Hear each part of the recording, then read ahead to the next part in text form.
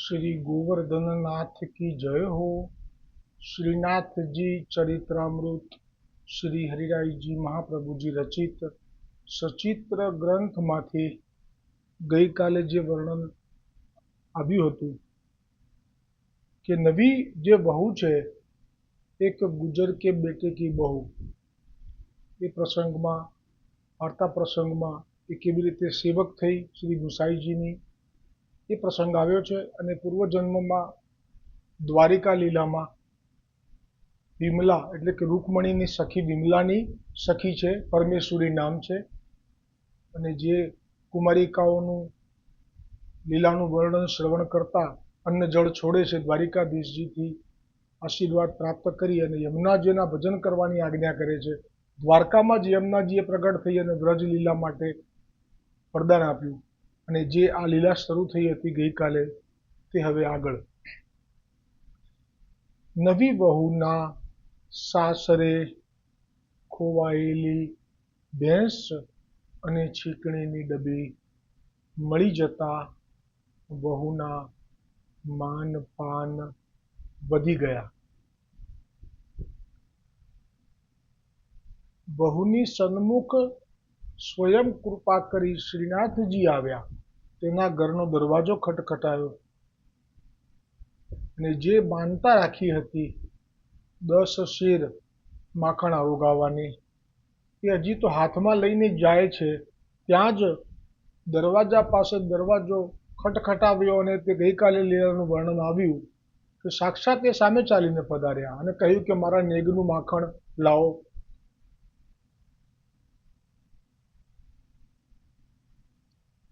અને જે લીલા થઈ ગઈકાલે એમાં પ્રભુએ સ્વયં એક ક્ષણવારમાં એટલી બધી કૃપા વરસાવી દીધી કે આપે આપના શ્રી મુખેથી કહ્યું કે તું મને તારા હાથેથી માખણ ખવડાવ. એટલે જે પૂર્ણ પુરુષોત્તમનું દર્શન ઋષિ મુનિઓને પણ દુર્લભ છે તો ઠીક છે, સર્વોત્તમજીમાં તો ગોકુલનાથજી એમ પણ કહ્યું છે કે શિવજી બ્રહ્માજીને પણ પૂર્ણ પુરુષોત્તમના સ્વરૂપની ધ્યાનમાં અવધારણા કરવી હોય તો થઈ શકતી નથી. આ બ્રહ્માંડના વિષ્ણુની થઈ શકે, નરનારાયણ ભગવાનની થઈ શકે, પણ પૂર્ણ પુરુષોત્તમની ના થઈ શકે. એટલે ખરેખર આ પ્રેમને વશ થાય છે. તાપ થાય પછી ફલ મળે છે. એટલે દ્વારકામાં જે કુમારિકાઓના સુખની લીલાનું વર્ણન સાંભળ્યું અને જે તાપ થયો, અન્ન જળ છોડ્યું, આ એનું ફલ છે. કોઈને એવું લાગે કે બસ આટલું જ માનતા રાખી એટલે આવી ગયા અને માનતા રાખી જે આ તો હું પણ માનતા રાખી લઉં અને આ તો ઉપરથી સારું, એક તો મારી વસ્તુ મળી જશે મને અને ઉપરથી મારે ત્યાં આવશે અને પછી એમને મને કહેશે કે આરોગાવ એટલે હું આરોગાવીશ મારા હાથથી. તો એવી રીતે તો નથી. આ આપણને લાગે એવી રીતે, પણ તેના માટે પૂર્વજન્મની લીલાનું વર્ણન એ 85મી વાર્તા છે 252 વૈષ્ણવમાં, એક ગુજર કે બેટી કી બહુ, એ આનું જ છે. એમાં આપણે વિસ્તારથી જો વાંચીએ તો સમજાશે કે એણે તો દ્વારકામાં રહીને પણ અન્ન જળ છોડી દીધા અને હવે એનું શરીર જાણે કે મને પડી જશે અને પછી ભગવાન દ્વારિકાધીશજીએ કૃપા કરી છે. એમને ના થાય કશું, એકદમ કશું નથી થતું. જે પણ કંઈ ઘટના ઘટી રહી છે, બનતું બની રહ્યું છે, એમાં ઈચ્છા છે શ્રીજીની. વૈષ્ણવ જાણે હું જ કરું છું, મિથ્યા એનો ભ્રમ છે. ગોઠવાયેલું પડદે આવે, વાત નથી એ ઘરની. ગોઠવાયેલું એટલે પહેલા દ્વારિકામાં આવી રીતે તાપ થયેલો છે અને પછી આ ફલ મળી રહ્યું છે. એટલે ઢંકાયેલું કપાળમાં તે અજ્ઞાની શું જાણે, સમજાતું જ્યાં ફળ દેખાતું, ઘટના સૌ અંદરની. આ અંદરની ઘટનાનું ફલ છે.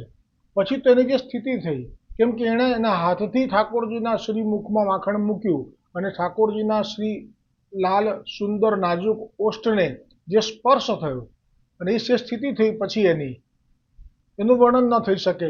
પછી બાકી હતું તેને જે તાપ થયો એ જાણીને ઠાકોરજીએ કહ્યું કે હું આવીશ, તારો મનોરથ છે કે રોજ માખણ ખાવા આવી રીતે આવશો, હું આવીશ આરોગવા.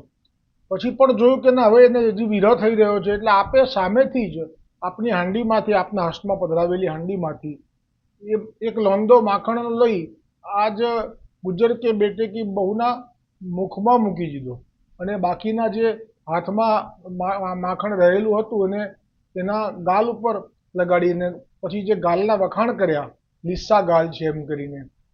તો આ તો હવે તો એની સ્થિતિ નાજુક થઈ ગઈ. પછી આપ ગયા છે, આવવાના છે, વચન આપેલું છે, પણ આ રસો વૈસહ શ્રી કૃષ્ણનું મુખારવિંદથી જે વાણી શ્રવણ કરવું અને જે રૂપનું પાન કરવું અને જે પ્રેમ પ્રગટ થવો, આ જે પ્રસંગ છે એ ખરેખર તો લાભદાયી તો છે પણ સાથે સાથે તાપદાયી પણ છે. કેમ કે હવે આ બાજુ જે પ્રસંગ આવ્યો કે સખાઓને માખણ ખવડાવવા માટે લઈ જવું, તો કે લાલા તારું જ છે, તારા માટે માનતા રાખી હતી તારું જ છે, તારું લઈ જ જવાય. અને પ્રભુ બહાર નીકળ્યા અને પ્રભુએ શું કર્યું એ હવે આગળ આવ્યો છે પ્રસંગ. તો પ્રભુએ એ સખી મંડલિયાના ઘરની, ગુજર કે બેટે કી બહુના ઘરની બહાર નીકળી અને પેલા આપના સખાઓ જે હતા એમને બધાને નામ લઈને બોલાવ્યા, બૂમો પાડી અને તેમને માખણ ખવડાવ્યું. વાંદરાઓ પણ આવ્યા તો તેમને પણ ખવડાવ્યું. છેલ્લે ગિરિરાજજીની શિલા પર તે માખણવાળી માટલી ફોડી, ત્યાં પણ માખણના લપેડા કરી તે ગિરિરાજજીની શિલા પર સહુ લપસવા લાગ્યા અને તોફાન મસ્તી કરવા લાગ્યા. ત્યારે એક સખો પાછળથી આવ્યો અને પ્રભુને કહેવા લાગ્યો કે માખણ ખાવામાં હું બાકી રહી ગયો. ત્યારે પ્રભુએ કૃપા કરીને આપની હથેળી ચટાવી. ત્યાં તો તે બોલ્યો, આવો સ્વાદ તો ક્યારેય નથી ચાખ્યો. કેમ કે આ જે સ્વાદ છે અત્યાર સુધી જે માખણ ચોરી કરાઈ છે એમાં સીધી હાંડીમાંથી લઈને બધાને લેવડાવ્યું છે, એટલે આ સખાને પણ અનુભવ છે પૂર્વે જેટલું પણ માખણ ખાધું છે એમાં. પણ આજના માખણમાં કહ્યું કે આવો સ્વાદ તો પહેલાં નથી ચાખ્યો. તો કેમ કે આજે અત્યારે જે હથેળીમાંથી જે સ્વાદ આવ્યો ને એ પેલી ગોપીના ગાલ ઉપર જે લપેડા કર્યા હતા ને એ ગાલનો સ્પર્શ થયેલો છે ને, એટલે અહીંયા સ્વાદમાં પણ કંઈક અલગ જ અનુભવ થઈ રહ્યો છે. હવે કુંભનદાસજીએ શ્રીનાથજીને વૃક્ષની નીચે બોલાવીને છાનામાના પૂછ્યું કે પ્રભુ, આજે સૌથી પહેલી આપની હથેળી મેં ચાટી ત્યારથી એક શંકા ગઈ છે. એટલે કુંભનદાસજીને શંકા તો ગઈ હતી પણ એક વિવેક હતો કે મારાથી કેમ પૂછાય. પણ હવે પેલા સખાએ કહી દીધું એટલે હવે કુંભનદાસજીની શંકામાં દ્રઢતા આવી ગઈ. એટલે કહે છે कि हथेली में सु मक्खन के अलावा और હું કછું સુગંધ આવે है. ત્યારે મંદ મંદ સ્મિત કરતા પ્રભુએ કુંભનદાસજીને પૂછ્યું કે તું ही मुको बता वो काहे की सुगंध है. કુંભન કહે, ગાલની તરફ પ્રભુએ ઈશારો કરી કુંભનદાસજીને ગાલની તરફ પ્રભુએ ઈશારો કરી કુંભનદાસજીને ચૂપ કર્યા. કુંભનદાસજીને જ કહ્યું કે તું જ બતાય તને આ સુગંધ શેની લાગે છે. અને પછી કુંભનદાસ છે કહે ગાલ તરફ, ઈશારો કર્યો, કુંભનદાસ કહે ગાલની તરફ. આ થોડું અધૂરું છે. એટલે કુંભનદાસે ગાલ તરફ ઈશારો કર્યો કે આવું કંઈ છે. તો પ્રભુએ ઈશારો કરી કુંભનદાસજીને ચૂપ કરી દીધા. કહ્યું, તું मेरी किशोर लीला को दर्शन को आज से अधिकारी भयो. હવે તો રોજ ત્યાં સખીપુરામાં માંડલિયા પાંડેની પેલી નવી વહુને ત્યાં જવા થશે તો તું રોજ આવજે. કેમ કે વચન આપીને આવ્યા છે. પ્રભુ વચન આપે છે પછી નથી છોડતા. એકવાર વચન આપ્યું હતું કે શરદ પૂનમની રાતમાં હું તમને રાસમાં વિહાર કરાવીશ. પછી પરીક્ષા કરી, અંતર ધ્યાન થઈને ગોપી ગીત થયું, પણ વચન આપ્યું એટલે વાત પૂરી થઈ ગઈ. એમ અહીંયા કહ્યું કે મેં તો વચન આપ્યું છે રોજ જવાનો છું, તો તારે આવવું પડશે, તું આવજે. કેમ? એ પેલા પદ રચે છે ને, એટલે કુંભનદાસજીના પદમાં આવો ગૂઢ લીલાનો અનુભવ પણ આપે પ્રગટ કરેલો છે.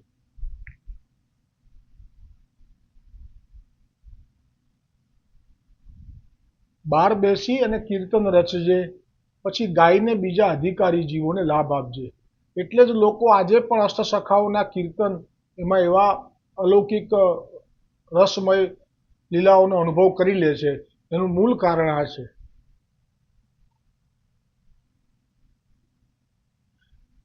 પછી તો રોજ પ્રભુ તેના ઘેર જાય અને વહુની બાજુમાં બાજોઠ લઈને બેસી જાય. વહુ હાંડીથી માખણ કાઢી શ્રીનાથજીના મુખમાં મૂકતી જાય. બીજા હાથે તેના વાંકડિયા વાળ જે પહેલા દિવસથી જ ગમી ગયેલા તે કેસમાં હાથ ફેરવતી જાય અને છેલ્લે પ્રભુ પણ વહુને ખવડાવતા જાય અને વહુ ગણગણતી જાય કે શીશ નેવે તો તુમ હી સુ, શીશ નેવે તો તુમ હી કો તુમ હી સુ, એટલે કે હવે મારું આ મસ્તક નમે તો તમારા જ ચરણોમાં. બાખું દિન જોજ ગરું તો તુમ હી સુ તુવ ચરણન આધીન. એક દિવસ સાંજે સદુ પાંડેની દીકરી નરો રસોડામાં રસોઈ કરતી હતી. ત્યાં અચાનક જ શ્રીજી બાવા સોનાની કટોરી નાની નાની, કોઈ વૈષ્ણવે પધરાઈ હશે. વૈષ્ણવ તો થયા નહોતા એ વખતે, હજી માર્ગની સ્થિતિ તો શરૂ નથી થઈ, પણ કોઈને ભાવ થાય વ્રજમાં કે જેમ અત્યારે પણ નિયમ છે કે ઠાકોરજીને માટે કંઈ ભેટ પધરાવવાનું મનોરથ થાય તો એ પધરાવાય મંદિરમાં જઈને ભંડારમાં.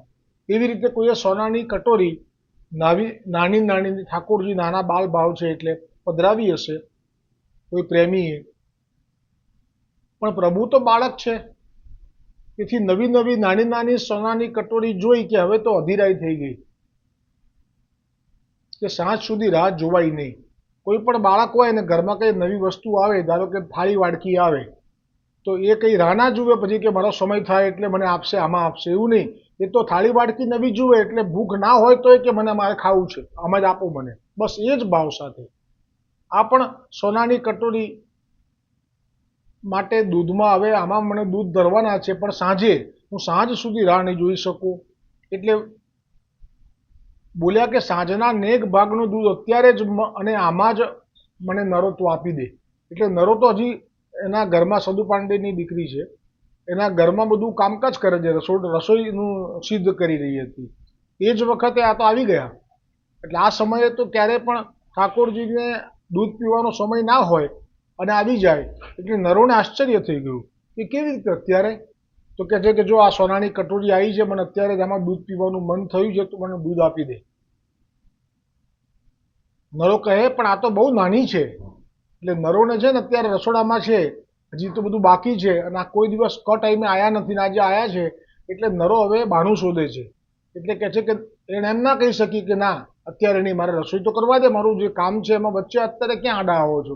આ એટલું બધું સ્નેહ થઈ જાય તો આ પણ ઐશ્વર્ય તો રહે જ નહીં મનમાં. એટલે સહજ કહી દીધું કે આ તો બહુ નાની છે, આમાં તો તારા નેગનું દૂધ માસે પણ નહીં. શ્રીજી કહે તું થોડું થોડું રેડતી બધા રસ્તા છે પ્રભુ પાસે. શ્રીજી કહે તું થોડું થોડું આ કટોરીમાં રેડતી જા અને હું પાન કરતો જઈશ. નરો કહે એમાં તો બહુ વાર લાગશે.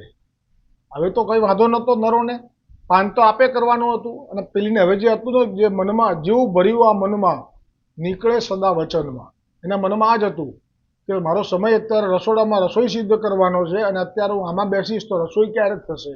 આ લૌકિક બુદ્ધિ આવી એટલે પ્રભુ જો શું કરશે તો પણ પ્રભુ ખેંચી લેશે. શ્રીજી કહે એમ કે ને કે હવે તને સમય નથી મારા માટે. એટલે એના હૃદયમાં પણ જે લાગણી છે, જે અત્યારે લૌકિક બુદ્ધિથી ઢંકાઈ ગઈ છે, હવે એનો ફુવારો ઉડાડશે. પ્રભુ તો છે જ સામર્થ્યવાન. એટલે કહ્યું કે હવે તને મારા માટે સમય નથી રહ્યો, હવે તને મારા માટે દૂધ ગરમ કરીને મને ધરવાનો પણ કંટાળો આવે છે, હું સમજી ગયો. હવે તે બહાના બતાવવાના શરૂ કર્યા. અચ્છા તું રસોઈ કરે છે એટલે તને સમય ક્યાંથી હોય, કહી અપ્રસન્ન થઈ જવા લાગ્યા. ત્યાં તો નરોનો જીવ બળવા લાગ્યો અને પ્રભુને બાવળેથી પકડી બાજોટ પર બેસાડી પછી નરોએ રસોઈનું કામ અધૂરું છોડી સાકર, મસાલો, સુગંધી પદાર્થો, સાકર, સાકર, મસાલો, સુગંધી પદાર્થો ભેળવી દૂધ ચૂલે ચડાવ્યું. પછી નરો પ્રભુની સામે ટગર ટગર જોવા લાગી અને પછી કહે, એક શંકા છે, પૂછું? શ્રીજી કહે, પૂછ. નરો કહે, રોજ સવારે તું આસપાસમાં કોઈના ઘેર આવે છે? શ્રીજી પૂછે, તને શેના પરથી લાગ્યું? નરો કહે, તારા શરીરની જે સુગંધ છે એ છાની રહી શકે એવી નથી. શ્રીજી કહે, હા, તારા કાકાને ઘેર તારી દાદી મને રોજ સવારે માખણ ખવડાવે છે. એટલે એના કાકા એટલે સદુ પાંડેના સગા ભાઈ માણેકચંદ એટલે મધુમંગલ હનુમાનજી. આ માણેકચંદના અને સદુ પાંડેના માતા એ માણેકચંદના ઘરે રહે છે, સદુ પાંડેના માતા. અને એટલા માટે એમનો જે નિયમ છે એમની માતાનો કે રોજ સવારે ઉઠે એટલે કલેવું કરાવે સૌ વ્રજવાસી બાળકોને, માખણ રોટલું ઘરે. તો પ્રભુ પણ આપણા ગોવર્ધન પર્વત પરથી ઉતરીને બાળકોની પાછળ લાઈનમાં ઊભા રહે અને આ માતા દરેકનું હાથ પકડીને પૂછતી જાય, એ તું કોનો છોરો? એટલે કે એવી રીતે અમનો પણ હાથ પકડે, કારણ કે મેં દેખાય નહીં બહુ, પણ આવી રીતે ભાલથી પૂછે ને પછી આપે રોટલો માખણ. ત્યારે સવારે આગલા દિવસનો રોટલો, કલેવું, નાસ્તો, આપણે ઉર્દુ ભાષામાં નાસ્તો. એટલે એ પ્રભુ જ્યારે આવે એમનો વારો, લાઈનમાં જ ઊભા રહે પ્રભુ. ધન્ય છે. પ્રભુના બાવળું પકડીને કે, તું કોણ? કોનો? તો કે હું તો પેલા પર્વતનો દેવ હો બા, માં હું તો દેવ દમન છું, મને પણ કલેવું આપને. ને પછી એટલા રાજી થઈ જાય અને એને પણ કલેવું આપે. તો આ જે પૂછ્યું કે તું કોના ઘરે આવે છે, તો પ્રભુએ સાચું ના કીધું, કેમ કે એને બહુ દુઃખ થાય કે હું હવે પેલા માંડલિયાની ગુજર કે બેટકી બહુને આવી રીતે રોજ જઉં છું તો એને દુઃખ થશે. એટલે આપણે વાત છુપાઈ દીધી અને કહ્યું, હા, તારા કાકા એટલે એના કાકાજી થાય, આ જે ગુજર કે બેટકી બહુ છે એના કાકાજી થાય. ના, આ તો આ પેલી છે નરો. હા, એટલે સદુ પાંડેની દીકરી છે, એટલે સદુ પાંડેના કાકા થયા. બરોબર, ક્ષમા કરજો, સગાવાલાના સગપણમાં મને હજી પણ ગોટાળો થાય છે, એટલે મારી આ ભૂલ થઈ. એના કાકાને ત્યાં તો કહે, હા, તારા કાકાને ઘેર તારી દાદી મને રોજ સવારે માખણ ખવડાવે છે. નરો કહે, એટલે તું મારા હાથે દૂધ ઓછું આરોગે છે? શ્રીજી કહે, એનો પ્રેમ છે. હવે નરો કહે, એ દાદી સિવાય પણ તો કોઈના ઘેર માખણ આરોગવા જાય છે? પ્રભુ કહે, હા હા, યાદ આવ્યું, પેલા સખીતરા ગામના માંડલિયા પાંડેની વહુની પાસે, આ ગુજર કે બેટકી બહુની પાસે. પ્રભુ કહે, પણ તને કોણે કીધું? હવે નરોના અંતરમાં જે ઈર્ષ્યા દબાઈ રાખેલી હતી તે પ્રગટ થઈ ગઈ અને ખીજાઈને બોલી, તું સાચું કહે, એ વહુને ત્યાં રોજ આવે છે? એને એવું તો શું કારણ અને કામણ ભર્યું છે એ નવી વહુએ? પ્રભુ કહે, એની બિચારીની ભેંસ ખોવાઈ ગયેલી ને તે માટે તેણે મારી માનતા બાધા રાખી હતી કે જો ભેંસ મળી જશે ને તો 10 શેર માખણ હું આરોગાવી લઈશ. એટલે મેં એ બિચારીની ભેંસ શોધી આપેલી, તેથી તેના ઘેર રોજ માખણ ખાવા જઉં છું. હવે નરો અકળાઈને બોલી કે તે માનતા, એણે જે માનતા રાખી હતી એ તો 10 શેર માખણની આરોગાવાની હતી, એ તો તે ખાઈ લીધું. એની માનતા તો માનેલી પૂરી થઈ ગઈ. હવે બીજી તારી સગલીની કઈ માનતા તું પૂરી કરવા જાય છે? પ્રભુ કહે, નરો, એ બિચારીનું મારા સિવાય કોઈ નથી. પિયરમાં એની માં ઓરમન માનું દુઃખ હતું, અહીં સાસરિયા ત્રાસ આપે છે, કેમ કે એનું ભેંસ ખોવાઈ તો એને ખોટા પગલાની અપશુકન્યાળ કહીને સૂકો રોટલો આપવા લાગ્યા હતા. એટલે હું રોજ હવે જઉં છું તો મારી પાસે હજુ ઠાલા મળે. તારા જેટલી જ ઉંમરની છે, પ્રભુ તો પ્રભુ જ છે, તારા જેટલી જ ઉંમરની છે, પ્રેમાળ છે, રૂપાળી છે. હવે નરો કહે, બાકીનું હું બોલું?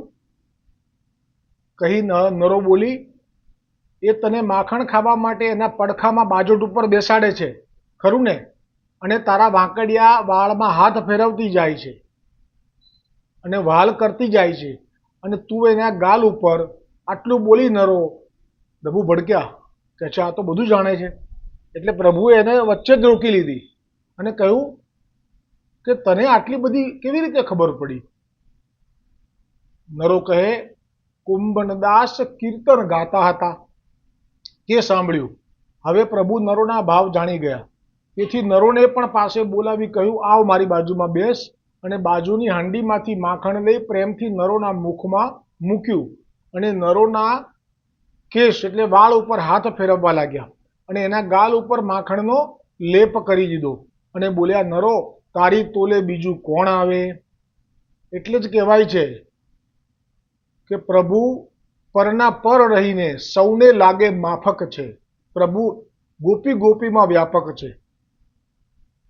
એટલે કહ્યું કે તારી તોલે તો કોણ આવે? એટલે હવે નરોના હૃદયમાં જે હતું ઈર્ષ્યાનો ભાવ એ જતો રહ્યો અને કહે,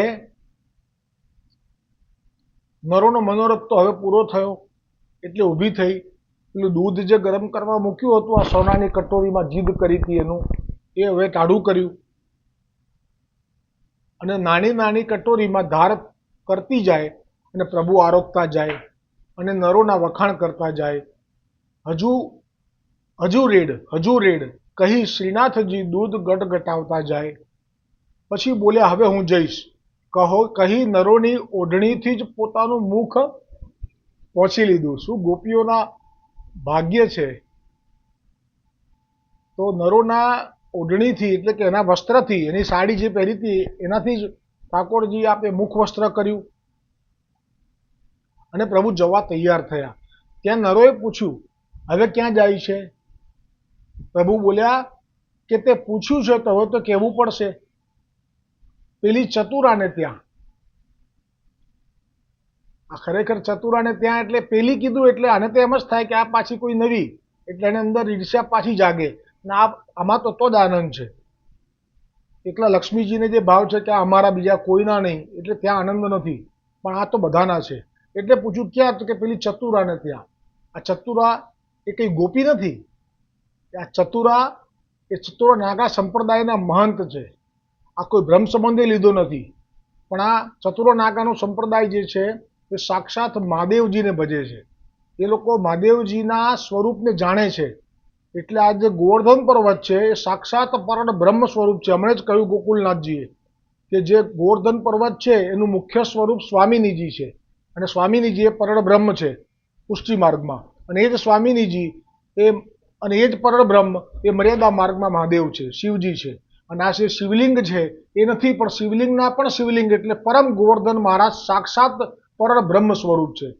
મહાદેવજી સ્વરૂપ છે એવું ના કહી શકાય, સ્વામિનીજી સ્વરૂપ છે, પણ એ બ્રહ્મ સ્વરૂપ છે ને એટલે આ ચતુરા નાગાએ આ સ્વરૂપનું જ્ઞાન હતું એટલે ક્યારે પણ ઉપર પગ નથી પધરાયો. કેમ કે ના મુકાય મારાથી પગ. આ તો કોણ છે? પરમ બ્રહ્મ. મહાદેવ નહીં બોલું, તમારો રસભંગ નથી કરવો, પણ સત્યથી ક્યાં સુધી ભાગશો? તમને એમ તો થવું જોઈએ કે ચતુરો નાગા સંપ્રદાય વિશે સર્ચ કરજો ગૂગલમાં. એ લોકો મહાદેવજીના ઉપાસક છે, તો પછી એમને ઉપર આવવામાં શું વાંધો હતો? ચરણ કેમ નતા મૂકતા? એવા પેલા હતા જે મહંત રસ્તામાં પાટિયું માગ્યું, એવા જ પેલા નાગા બાબાઓ જે મળ્યા, ખીર લેવડાવી બધાઈને. આ બધી વાતો એ પરળ બ્રહ્મ સુધી છેડો અડે છે એનો. એટલા માટે વર્ણન કરું છું. પણ છે સ્વામિનીજીનું સ્વરૂપ. એ તો ગોકુલનાથજીએ કહ્યું કે જે ગોવર્ધન છે એનું મુખ્ય સ્વરૂપ શ્રી સ્વામિનીજી છે. હમણાં જ ગયું ગોવર્ધન શ્રી ઉત્સાહ નમો જે નામ છે એમાં. એટલે આ ચતુરો નાગાને ત્યાં જવા માટે તૈયાર થયા, પણ શું બોલ્યા? હું પેલી ચતુરાને ત્યાં જઉં છું. કેમ કે એને જે બધા ઈર્ષ્યા આવે. હવે વિજય લીલા થવાની છે. એ કંકોડાનું શાક અને શીરો આરોગવા જશે. વગર મહાપ્રભુજીની કાણી આરોગ છે. બહુ મોટી લીલા છે આ, અને બધા માટે નથી. શા માટે ગોવર્ધનનાથજીએ કંદરામાં પ્રગટ થયા ત્યારે બે ઋષિ, એક ઋષિ નાગ, ગાય, મયુર, પોપટ ઉપર માથે, શા માટે આ વૃષભ, ઘેટું, આ શા માટે બધું પ્રગટ કર્યું છે? એટલે કોઈ એવું ના વિચારે કે ભાઈ આ હું તો બધાનો છું, ભલે પૂર્ણ પુરુષોત્તમ છું, વ્રજનો રસો વૈશ્ય છું, તો પછી આ બધા કેમ છે? એ તમે સમજો. આમાં કંઈ બહુ કંઈ એવું નથી. તો આ રીતે કહ્યું. પછી નરો કહે, પણ ચતુરા કોણ હશે? એ ક્યાં હશે? હજી તો એ પૂછવા જાય ત્યાં સુધીમાં તો પ્રભુ પધારી ગયા. અધૂરી રહેલી લીલાનો પ્રસંગ આવતીકાલે તો હવે નહીં આવે. હવે આ પ્રસંગ સીધો 9 તારીખે શરૂ થશે. ત્યાં સુધી આ વિરામ રહેશે, કારણ કે 5 દિવસ અમે શ્રીનાથજી જઈએ છીએ, હું ને મારા ધર્મપત્ની. જો શક્ય હશે તો થોડું થોડું લઈશું ત્યાં, પણ મોટે ભાગે આ વાત થઈ ગઈકાલે જે મેં 252 વૈષ્ણવમાં છેલ્લે કહ્યું તે પ્રમાણે.